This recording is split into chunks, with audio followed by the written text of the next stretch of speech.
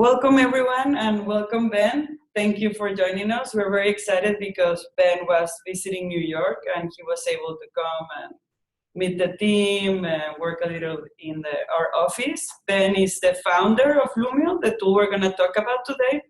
So thank you for accepting our invitation and thank you everyone for joining us. Demos for Democracy, just to remind everyone, is an ongoing series of live, interactive, online demos featuring designers and builders of the latest innovative tools and platforms that foster greatest openness and collaboration to how we govern, and Loomio is perfect for that. We're going to talk about how your tool has been used for collaborative decision-making and democratic organizing, so I don't want to steal more time from you, and so again, welcome, and please share with us what you have learned since Loomio started, since you built it, why you built it, how it has evolved from time, what new features you can share with us, and etc. Great. Well, thank you so much for having me along. And I guess I would say one thing, rather than being the founder of Loomio, I'm sort of one of many co-founders that have collaboratively built this project from the bottom up. Yeah, great to be here. I'm really impressed by all the work coming out of GoLab, so it's really nice to connect. No, thank you. And again, we're very excited to have you. So let's start. Yeah. Why Loomio? When did it all started? How did you got together? Does all the team come from New Zealand? So why? Yeah, well, it's a big question. So I guess we've been around for almost 3 years now, and the project came out of, I mean, my background's in something quite different. So I come from an academic background, a background in researching collective intelligence, the evolution of collective intelligence in humans.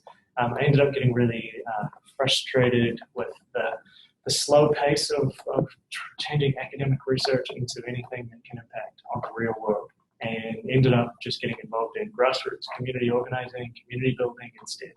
And then in 2011, when this wave of social media mobilized, directly democratic, non-violent, distributed social movements started rolling through the Indignados movement, Latin America, through to Occupy Wall Street, and then this International Day of Solidarity with Occupy Wall Street on October 15th, 2011, which was a very significant time for lots of people involved in Loomio now, getting involved in this movement and seeing the potential of collaborative decision-making on a really large scale. Yes. When a process is well held and diverse perspectives can feed into a decision-making process.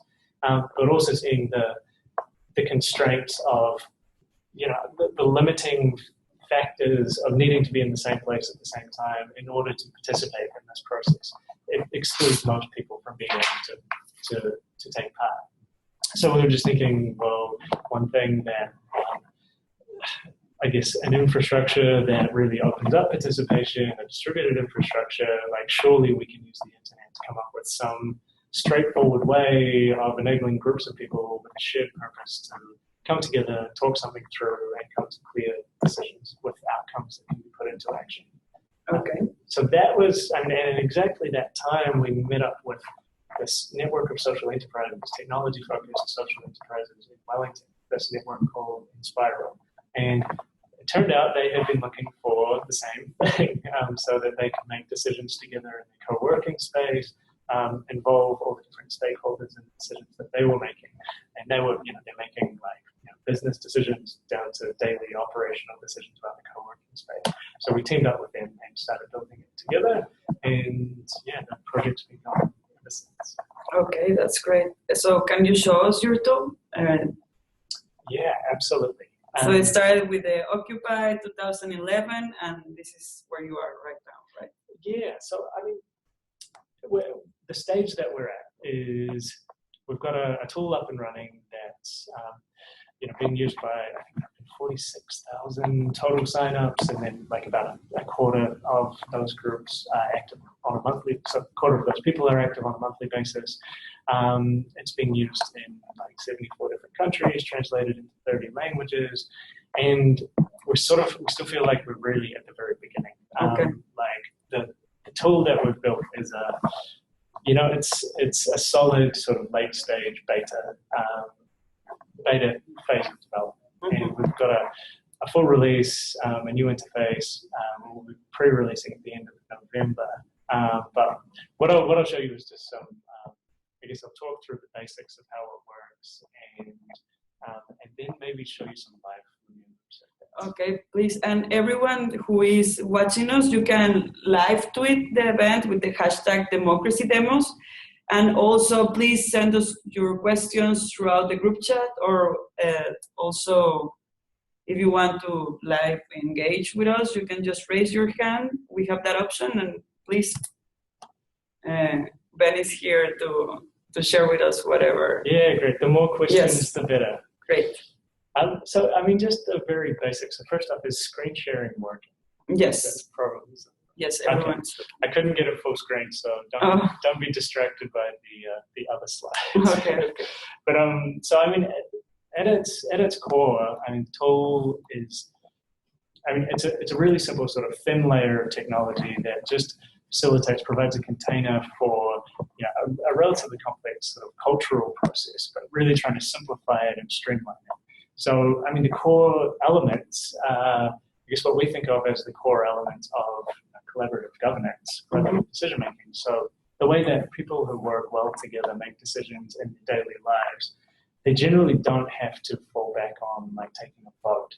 Voting seems like this sort of last resort that you need to get to in a situation where you can't just reach shared understanding organically by talking something through.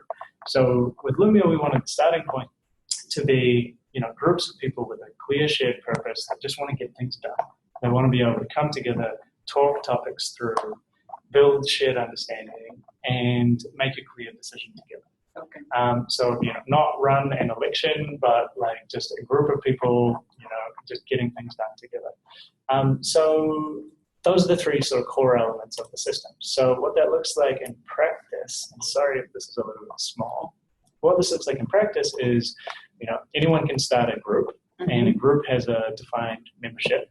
And anyone in the group can start a discussion on any topic. So this is a case taken from an environmental network, a youth-driven climate advocacy group in New Zealand. And so in this example, it's you can start a discussion on a topic like reducing nationwide transport emissions. So it can be an open-ended topic, or it can be a very specific topic. And you just have this very simple discussion thread where people can exchange files and just sort of talk through issues. When the discussion gets to a place where someone in the group feels like it'd be good for the group to make a decision, to have this sort of convergence and an actionable outcome, anyone can put up a proposal. And a proposal, or at least a good proposal, is a very clear course of action for the group to take. So in this case, it's about someone suggesting we should publish a smart transport plan for a city in New Zealand. And when a proposal goes up, the whole group can focus on this one suggestion, this one proposal, and people can participate in the decision by clicking one of 4 buttons. So rather than a majority rules like yes, no, polarizing, 51 people want this, 49 want this, you go with this one, and half the group is unhappy.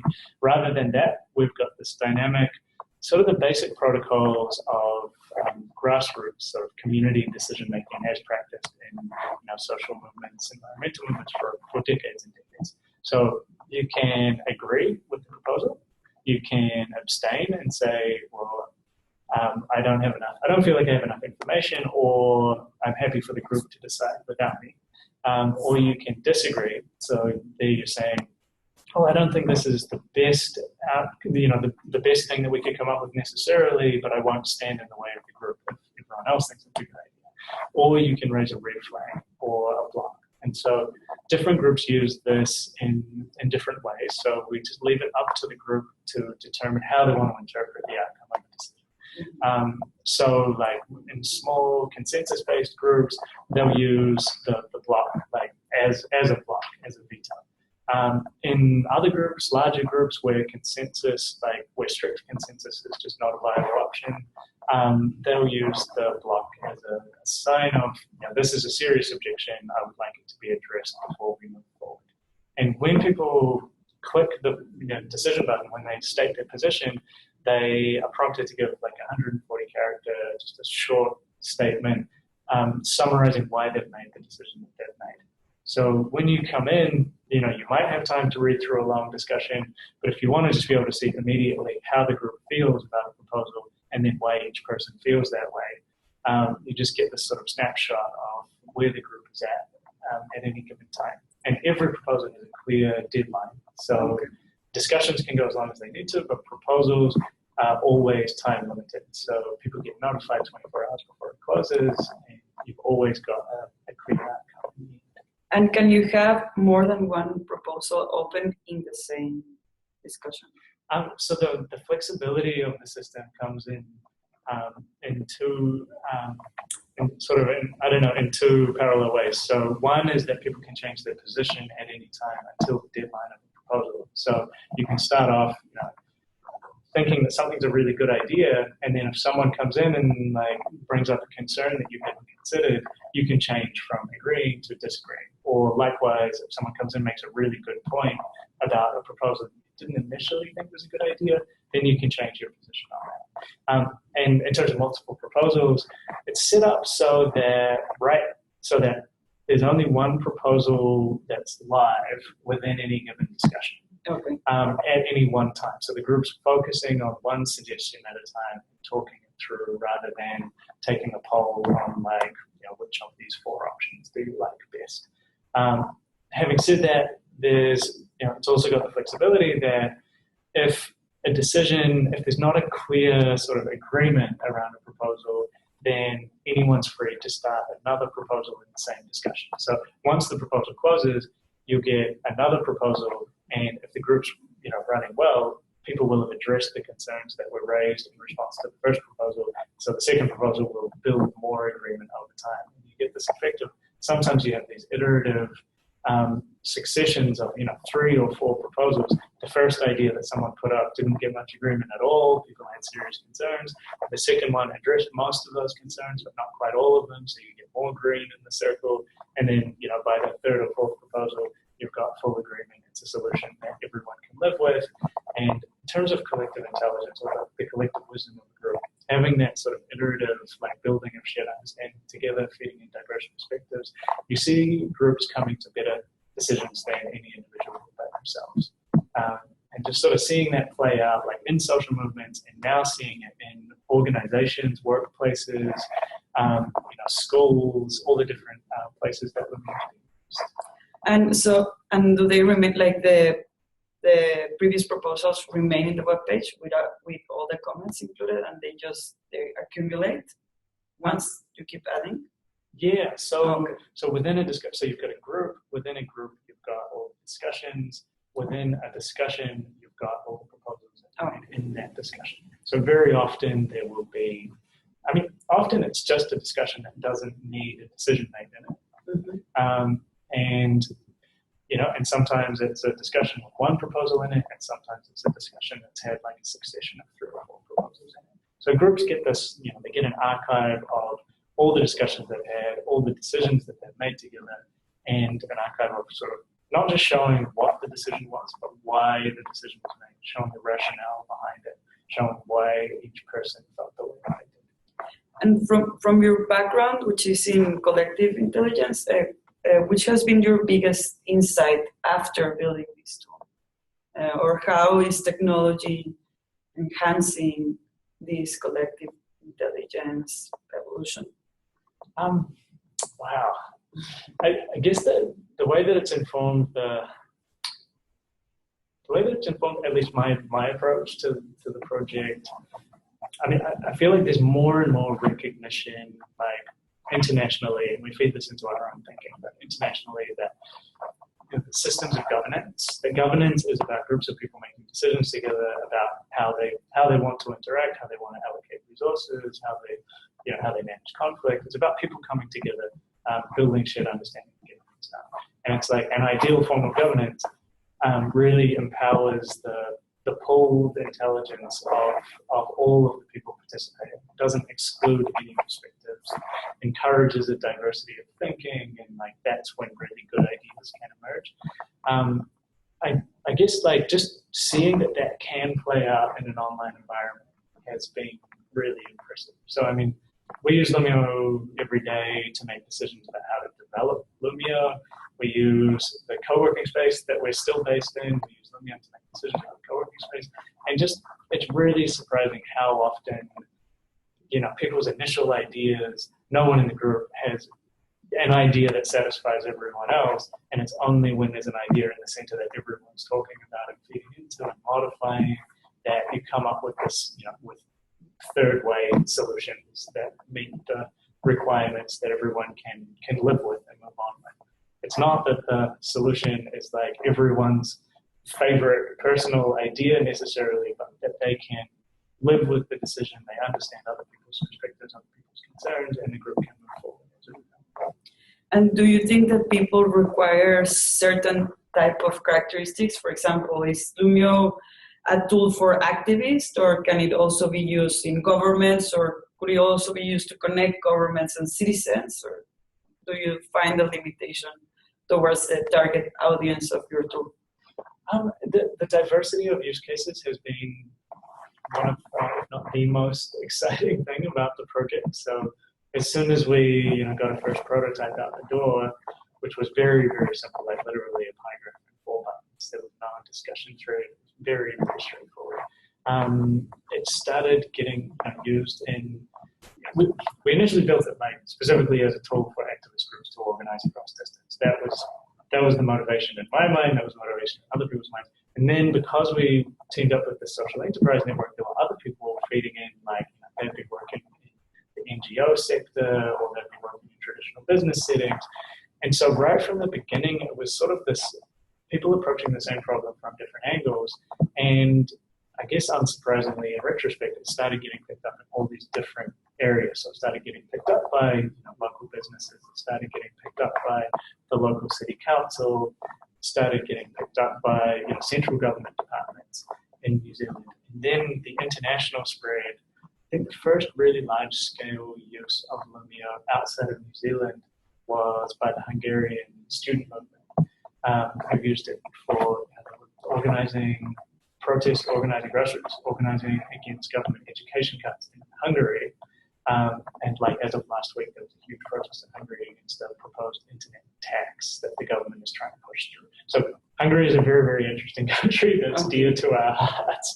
Because we just saw this proliferation. So from the student movement using it, then a network of academics started using it, then a network of high school students started using it, and then we just saw this proliferation of like, these teachers are using it as part of the social movement, and then they'll like start a group for their mountain biking club, or they're like, we saw groups start for music festivals, or a newspaper started a group, I think there was a television station, just this like very, very diverse array of, and I think it just speaks to the ubiquity of the need to, now that our communication is more and more distributed, our decision-making needs to match the way that we're communicating. It's like now that access to information is massively distributed, access to decision-making needs to be massively distributed. So power follows information, and where information is flowing, and the ways that information flows now, the way that power flows needs to keep up with that.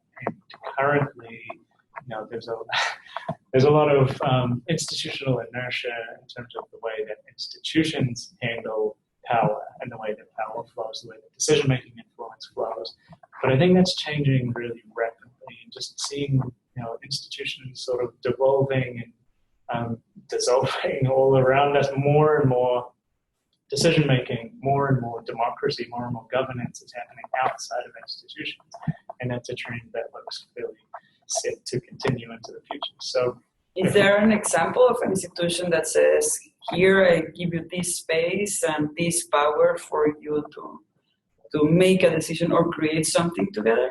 Yeah, I mean, I think participatory budgeting in various places, like in Porto Alegre in Brazil since 1989. Oh, okay. But then, it's spreading throughout the US now as well. There are projects in lots of different states, lots of different cities, where a city government will literally say, this chunk of the budget, this $5 million chunk of the budget, we are going to open the space for citizens to come together and make direct, like participatory, collaborative funding decisions about how that money is allocated. And that's, I mean, that to me is like a really exciting example of the direction that things can go in the next, in the next few years. Like people able to come together and collaborate to do the things that were previously the domain only of institutions. Like you used to, because information used to flow so much slower and used to need to be centralized, so you had to set up these institutions to do these things, to make these decisions. And now that information is more distributed and flows much quicker, it's like groups of dedicated people are able to do these things themselves. And have you found interesting facts or maybe insights about how decision making develops? For example, how big can the group be for it to actually handle, for it to actually get something, I don't know, decide on something, or maybe how long does it take? What's the biggest or the longest conversation, and what's the average conversation for them to actually get to something? Do you have all these facts right now, or at least best practices from the website? I think so one, we haven't done any systematic research on factors that contribute. Basically, we don't have data scientists on the team, which is why we need to team up with groups like yours that have, experience in this sort of academic framework and like detailed data analysis. Our experience comes from, working directly with groups that are using it and seeing what works and what doesn't work, and sort of looking at the cultural technologies, the set of cultural practices, group practices that, lead to groups functioning really well, being able to collaborate effectively and come to clear outcomes and get things done in a very coordinated way and also in a very participatory way. And I mean, there's just a set of very, very simple practices that people do in person all the time. Yeah. And it's just translating those into an online environment, into a very straightforward online. It's just things like giving the appropriate amount of context to a discussion so that people have enough information to participate in a well-informed way, and to have the parameters of the discussion just sort of laid out very clearly. Things like you're writing a proposal, just making it very clear what it means to agree or disagree or abstain or block. And so sometimes people will, in the context for the proposal, they'll say, in this proposal, this is what agree means, this is what abstain means, this is what disagree means. Like, just making it very, very clear and easy to participate. Yeah. So from the designer's point of view, which are the things or the features that work best, and which ones you have deleted in the way? So I guess the design approach that we take, and so I'm not a designer, I'm not a computer programmer, but I sort of am in the fortunate position of being able to feed into the design from a sort of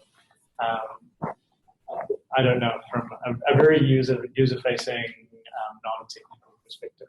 Yeah. And so we've got this real diversity of backgrounds on the team, which I think is what has contributed to it being such an accessible, simple tool. We're not building it; it's not a tool built by developers for developers. It's built for people, real people in real communities. So I guess the approach that we've taken is really to just build the thinnest layer of technology that we can. Just to build it's a space. It's an online space with certain, features that bring down the cost or increase the likelihood of productive, respectful deliberation with clear outcomes. So just doing things like, providing flexibility so that in the design is this ability for people to change their minds, and mapping that onto, in a good discussion, a productive group discussion, you want to be able to change your mind. So, build that into the software. Let people change their minds. Let people update their position in response to new information coming to light. So it's really just thinking about these group processes and then figuring out the easiest way of building them into the software that doesn't get in the way of letting people do the things that people do well.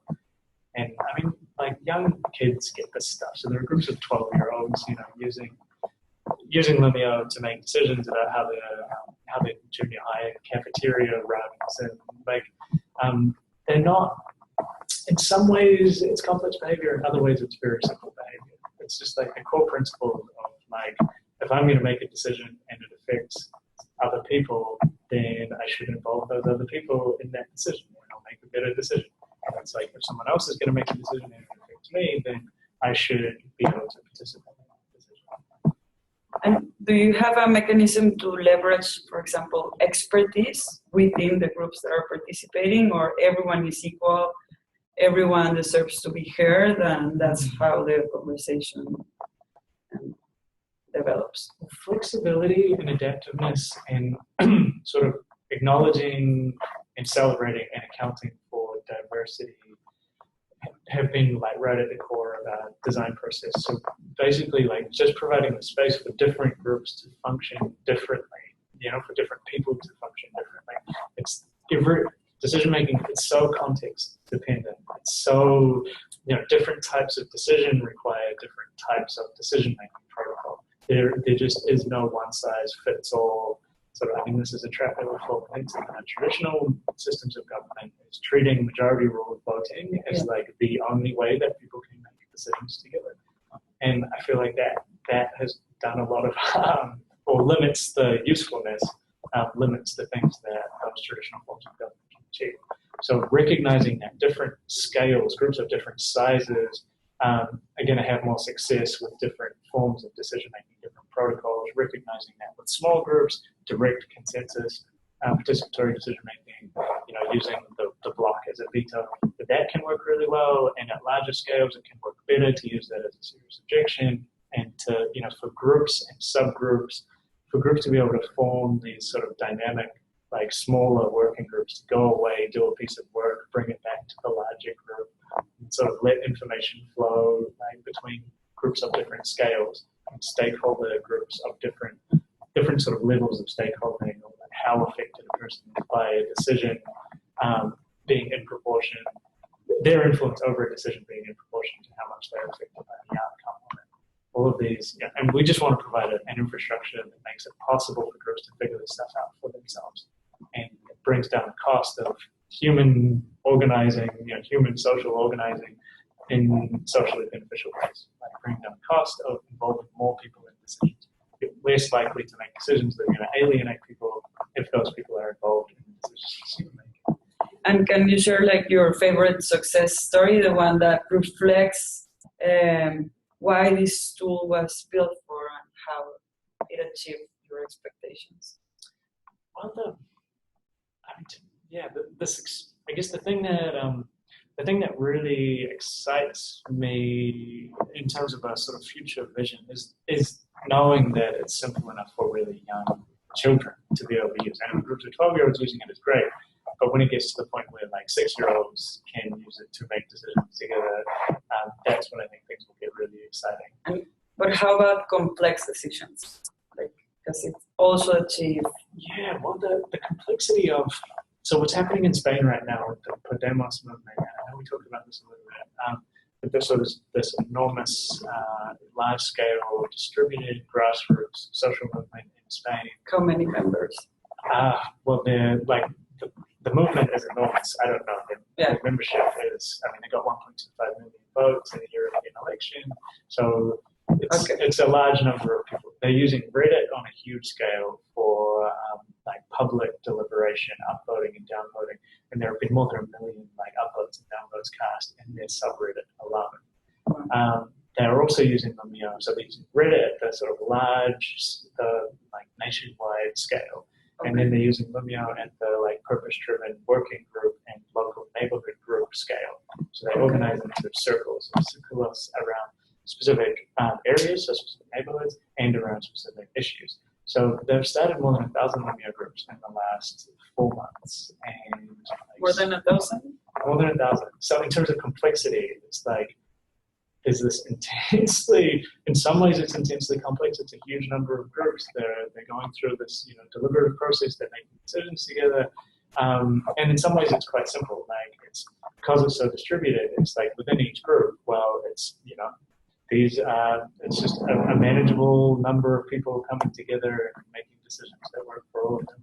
But the effect in aggregate is what's going to get really interesting. And I mean, all of this is an experiment. This is all like quite groundbreaking stuff. Like what Podemos is doing, taking their in-person organizing structure and mapping it onto an online infrastructure, and they seem to be very cognizant of the importance of both. That the online tools are just that, they're tools. They're a way of facilitating in-person social interaction. They're not a replacement for it. And they seem to be organizing really effectively on a really large scale without losing that direct participatory distributed way of organizing. Well, we have a question here from Nadir, and he says, once a group decides on a given action, how do they decide who does what and when? Do you provide a tool to ensure the action plan is clearly defined and followed through? It's a really, really good question. So Loomio is really focused on the kind of like a module that a group can pick up when they need to talk something through and make a decision. In terms of putting that decision into action, it's like right now Loomio just does the decision part, and then it's up to the group how they want to take it forward. So in a group that uses it well, you'll often see the outcome statement. So there's always a chance to write a statement that's the outcome of the decision once the deadline hits, and it's up to the person who made the proposal to define the outcome. Oh. And like they can say and specify very clearly like who is going to take what action to put the decision into effect. And we just leave that up to groups, and very often they'll jump from the outcome of a Loomio decision into a task management tool like Trello or Asana, or there are lots of interesting tools for collaborative task management. And so once a decision has been made, it feeds into a task management system. Okay. And just so that we do not run over time, if you could say like your wishes for the future, or like if you need collaboration, what are you looking for? Where do you want to take Loomio? Well, yeah, we really see Loomio as this one piece of the puzzle, of this one sort of module in this ecosystem of tools for citizens, for people engaging with each other to organize effectively, to coordinate effectively, without needing to resort to coercion or top-down, authoritative ways of doing things. And I mean, there are lots of other really interesting projects going on at the same time. So Democracy OS in particular from Argentina. So they're building an open source tool for large-scale citizen deliberation, like city-scale, national-scale citizen deliberation. So we're looking at formed a partnership, and we're in the early stages of designing an integration between Loomio and Democracy OS, so for a platform of scalable participatory democracy that has different decision-making protocols, different ways of making decisions at the local scale that can then flow up into the national scale, and vice versa. Like you're having a high-level, citywide conversation, and then you want to break down into small working groups to actually get things done, making that really easy. So I mean, we're totally up for collaboration with any other exciting open source project anywhere in the world. It feels like diversity of approaches is the only thing that's going to really have a substantial impact on ecosystem of approaches, all pushing in the same direction. And that direction is just treating power as a commonly held resource, an abundant resource, instead of this scarce resource that needs to be monopolized and controlled by a professional class. Well, just if we can extend 2 more minutes because Varun raised their hand. I'm gonna unmute Varun so now we can hear you. Can you hear me? Yes. Hi, thank you, Dinora. Right, my name's Varun. I'm a master's student at the Center of Urban Science and Progress at NYU, and we sort of think about big data in big cities. And so my question, Ben, is we've been thinking about about delivery in local governments, how and even more established governments. And I was thinking your plans of Loomio. I've actually used Loomio before, And do you want Loomio to be in the community organizing space, or do you think, I mean, if I were to think about it, it's kind of like if you could build out an API to kind of connect with legislation for local governments, almost like, you have these representatives collaborating over or discussing a specific legislation using Loomio, and the outcome actually becomes a piece of legislation. Do you see the tool sort of maturing in that direction? Yeah, well, I mean, what you're describing is absolutely a use case that has come up, and I mean, local governments, city governments have used Loomio for sort of citizen collaboration on strategy that can then feed into policy development. So co-creation of strategy collaboration between citizens and policymakers to come up with the sort of principles that can then feed into the development of actual policy. And, that policy can be brought back in various stages of drafting to the group of people who co-created the strategy. In terms of like software development in that direction to facilitate that process, we are very, very much focused in the next phase on interoperability and, building a, public-facing API. And I guess the long-term vision has always been for, an ecosystem of plugin architecture that allows for an ecosystem of interoperable tools to work together. So one of those, absolutely could be a collaborative policy development module to plug together. And another one that is in development. So the first module that is sort of definitely going to be interoperable with Loomio is a tool called participatory budgeting called Co-Budget, which is also coming out of the Inspiral network. So that's specifically for collaborative budget allocations. And we're partnered with Participatory Budgeting Project Foundation in New York and San Francisco to use Loomio to support the deliberation component of participatory budgeting, Co-Budget to support the collaborative funding allocation component of it, running projects in schools in San Jose and in Lawrence, Massachusetts. So students, parents, teachers all collaboratively making decisions about how to allocate the budget of their schools. So this is, again, it's in early stages, but it's looking pretty exciting for next year.